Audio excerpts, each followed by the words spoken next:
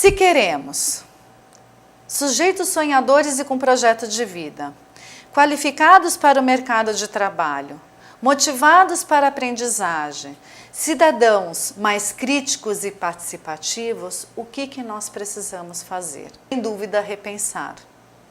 Repensar os conteúdos que nós estamos trabalhando e realmente ver aquilo que é extremamente importante, que não dá para a gente deixar de trabalhar, que é essencial para a vida dele.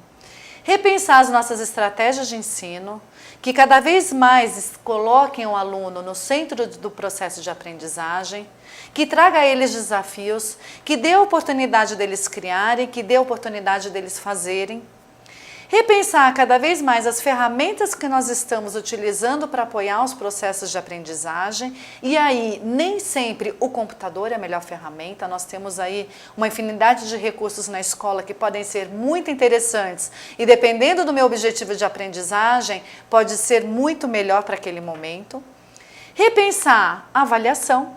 Pensar cada vez mais numa avaliação que olhe para cada indivíduo, para as suas competências e para o que ele tem como objetivo de vida. E o papel do professor, que passa a ser um moderador do processo de aprendizagem. Precisamos tirar o foco do conteúdo e colocar cada vez mais o foco no desenvolvimento de competências e habilidades. Colocar o foco nas competências e habilidades não quer dizer que nós vamos deixar o conteúdo de lado. Pelo contrário, de leitura e escrita, eu não consigo imaginar isso sem conteúdo. Como é que eu vou escrever se eu não tiver conteúdo? Agora, a inversa já não é verdadeira. Quando eu tenho foco no conteúdo, não necessariamente eu vou desenvolver competências e habilidades. E pensar cada vez mais numa aprendizagem personalizada, que esteja voltada à necessidade do educando naquele momento. Nós não precisamos mais ter todo mundo aprendendo a mesma coisa ao mesmo tempo.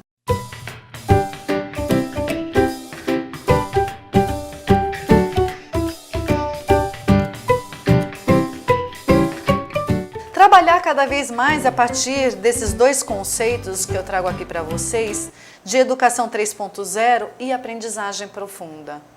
Educação 3.0, que foi cunhado por Jim Lengel em 2013, e aprendizagem profunda, que foi trazido por Fulham em 2013. Os dois são de 2013 e os dois trazem conceitos muito próximos. Olha só, Jim Lengel diz: Educação 3.0 são alunos e professores produzem em conjunto, empregam ferramentas apropriadas para a tarefa e aprendem a ser curiosos e criativos. A aprendizagem profunda, que é trazido por Fulham, nos diz: aquela que envolve aprendizagem e parceria entre professores e alunos, com professores como agentes de mudanças e estudantes, construindo o seu próprio aprendizado sob a orientação dos seus professores. Ou seja, fica clara aqui o papel, essa relação entre professor e aluno, essa aprendizagem que acontece em parceria. Lógico que com o professor, como alguém que lidera esse momento, pela sua expertise, pela sua experiência, mas que com certeza vai aprender muito junto com seus alunos. Trabalhar a partir de novos conceitos, cada vez mais trabalhar com aprendizagem baseada em projetos, aprendizagem baseada em problemas, gamificação, flipped classroom, que é a ideia de trazer a sala de aula invertida, onde a gente deixa para tratar das questões mais teóricas em casa e um momento de aula para tirar dúvidas e criar processos de discussão, programação, simulação e, inclusive, trazer o conceito de Bring your own device, ou seja, traga o seu próprio dispositivo. Está cada vez mais um movimento mundial de estimular que os alunos tragam os seus próprios dispositivos para a sala de aula, porque com certeza os recursos que eles estão na mão são ricos e podem colaborar no processo de aprendizagem. Tem um vídeo aqui que eu queria compartilhar com vocês que ilustra um pouco como que poderia ser essa nova dinâmica da aula. E vocês irão perceber que realmente nós precisamos trazer o professor como moderador e é possível trabalhar as crianças em atividades distintas.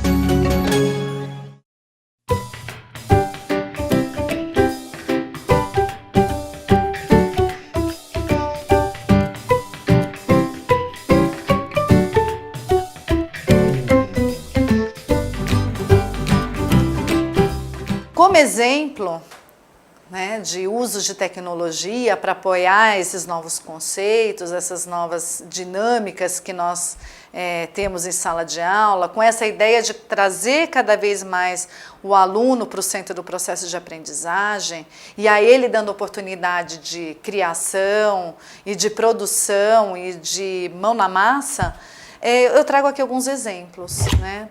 Nós podemos usar a tecnologia, por exemplo, para construir infográficos. Existem softwares livres que são interessantíssimos para trabalhar o infográfico. E quando você trabalha o infográfico, essa linguagem, ela é muito interessante porque ela ajuda a sintetizar uma ideia através de imagens e de textos, né? O aluno, para ele fazer um infográfico, ele tem que ter lido, tem que ter interpretado muito bem aquela informação para poder traduzir em uma imagem.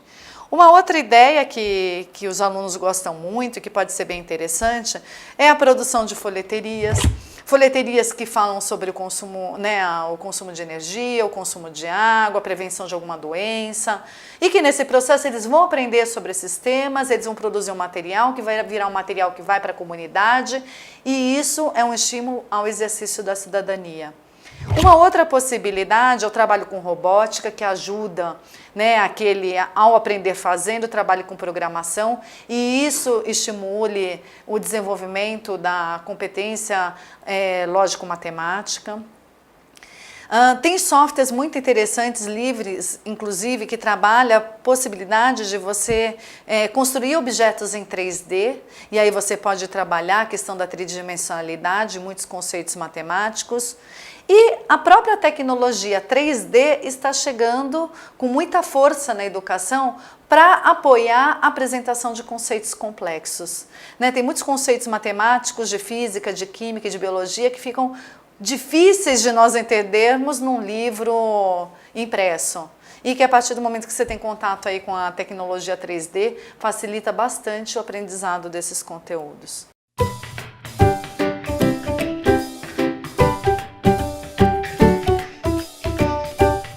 Outros exemplos, né? História em quadrinhos, né? O quanto que isso estimula a produção de texto, a criatividade.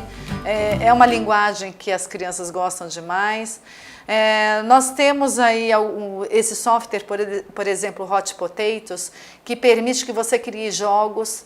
Em vez do professor criar um jogo para as crianças jogarem, por que não ensinar os alunos a usar esse software para eles criarem jogos para outras crianças? Olha que oportunidade interessante deles aprenderem a usar tecnologia, já aprenderem sobre determinado conteúdo e produzir algum produto que pode ser interessante para uma outra pessoa. Olha o estímulo, o ânimo que eles vão ter de estudar determinado assunto a partir do momento que eles estão expostos a esse desafio, né? O celular que está na mão deles, a gente não precisa nem falar quantas ferramentas tem ali muito interessantes para o processo de aprendizagem. A oportunidade de fotografar, de filmar, de registro, né? O acesso, a possibilidade de você estar em contato com outras pessoas, você estar conectado à internet, o acesso ao YouTube. Enfim, é uma infinidade de recursos que você pode aproveitar com certeza no processo de aprendizagem. E não precisa ter medo, né, em relação a essa questão.